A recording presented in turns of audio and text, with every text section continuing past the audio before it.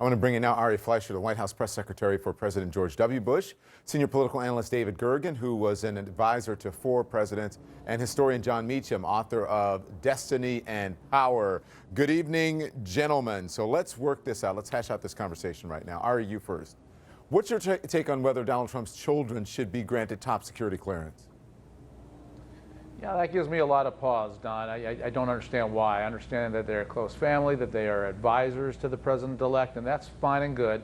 But you have to make a sharp line when you enter into the government, particularly when you deal with the government's most important secrets. And only the people who need to know should know what those secrets are. If his children aren't working in full-time positions in the United States government, they should not have access to clearance. John, is there any precedent for this? I don't think so. There may be something I'm not aware of, but most presidents manage to keep, particularly since President Kennedy, managed to keep this compartmentalized. They keep family close, obviously, and informal advisors close. But the actual flow of classified information is something that's been quite institutionalized. David would know well. Yeah, David, let's get you in on this. Do you think that this is likely to happen, especially given that the children are meant to be running, the president-elect's business affairs? Well, I think at this stage he makes a request, but once he has the inauguration, he's the president.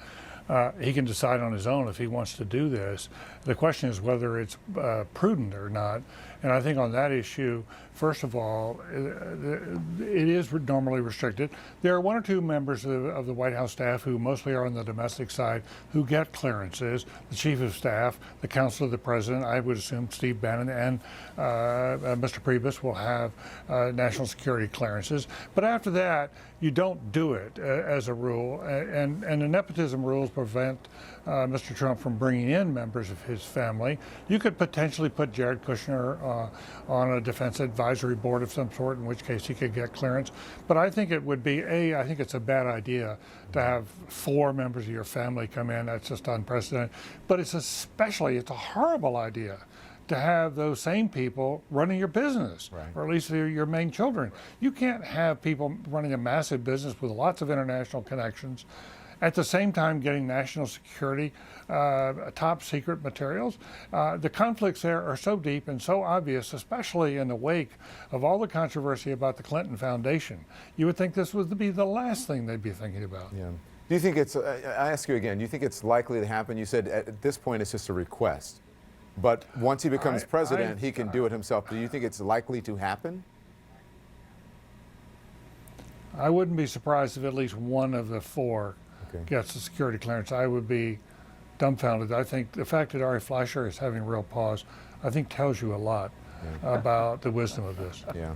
Yeah. So Ari, let's move on. I think all of you are in agreement that it's, it gives you all pause. Ari, Donald Trump's top aides are fighting it out. That's what we're hearing. Is that a good way to start out when there are so many important positions that need to be filled? Well, it all depends on how the thing settles out and who gets appointed to what position. But this doesn't surprise me, Don. I think you're going to get used to this. A politician who had been around for 20 or 30 years, who knew everybody, who knew every insider to appoint to every inside position, to do it the same way it's always been done, yeah, there probably wouldn't be any infighting. You have an outsider. You have an outsider who has not gone through this before, and you have many people jockeying now for position to influence that outsider. I would much rather, frankly, given all circumstances and facts, have the outsider who is intent on changing Washington go through this temporary infighting, so long as it comes out right at the end of the day. So don't expect everything to work the way it always has worked in Washington. It's one of the reasons Donald Trump got elected. Good, better, or worse. Some days it's going to be uglier, some days it's going to be prettier. Jon Meacham, Rudy Giuliani is emerging as a top candidate for Secretary of State. Would that choice surprise you?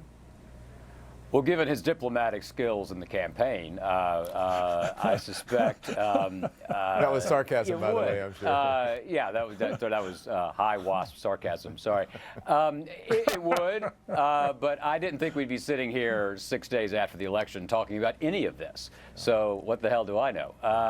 One of the things I think that is the larger story here, and David is in some ways the embodiment of this. So David Gergen was once Fortinbras in a Hamlet edition of the Clinton administration. You know, the administrations have seasons of chaos, of order, and one of the things that's going to unquestionably be true, because Mr. Trump went to the country basically selling his gut and his intuition. And that doesn't lend itself to neat staffing decisions, neat staffing arrangements. So we all have the vices of our virtues. He's someone, I think this has been pointed out the past couple of days, it's very critical who's in that room, because so many people, the last person who speaks to him seems to have a disproportionate effect. Mm-hmm. And so these are very important decisions. Yeah, I mean, listen, it's often messy. As he said, you know, you see campaigns in administrations, they have their seasons of turmoil. But is it unprecedented at this point, or are you concerned, David, about infighting at this point? It's certainly not unprecedented to have this kind of infighting. I must say, coming less than 24 hours, or just 24 hours after we had the two appointments of Mr. Bannon and as Mr. Priebus as co-partners and a great harmonious team, to have reports of knife fights gives you great, as Ari would say, great pause. But let me just say one other thing, in terms of who they're fighting over. I mean, the very idea that John Bolton would be considered the mainstream moderate candidate tells you a whole lot about what's going on. He is, you know, there was a time when he was, he's very conservative, he's very outspoken, and a lot of people love John Bolton, but he faced impossible odds very difficult odds going through a confirmation fight earlier. There are a lot of people in the Republican Party in the past, in the National Security Group, who thought he was sort of a wild card on the outside edges, and the fact that he's now mainstream and he's the mainstream choice, that tells you a lot. You worked with Bolton, didn't you, Ari? I think that's, yes, and I think what David just reflected, with all due respect to David, is the thinking of the 80s and the 90s. You know, John Bolton served our country very ably as the ambassador to the United Nations, and I think John would make an outstanding Secretary of State. I think Rudy would make an outstanding Secretary of State. I think what all of you have to understand do agree he's a bomb thrower. Things are changing. America is changing, and you know what? We need to shake up things around the world a little bit too. Only 5 of the 28 NATO nations spend 2% of their GDP on defense, as they are pledged to do in order to become part of NATO. We need to shake them up. 28 should pay 2% of their defense or more. America keeps paying for these nations. Okay, and the reason they don't do it is because nobody ever does shake them up. Go ahead, David. This is the minor stuff that Ari is talking about. And of course, they ought to pay up. Minor. But when you walk away from an agreement do.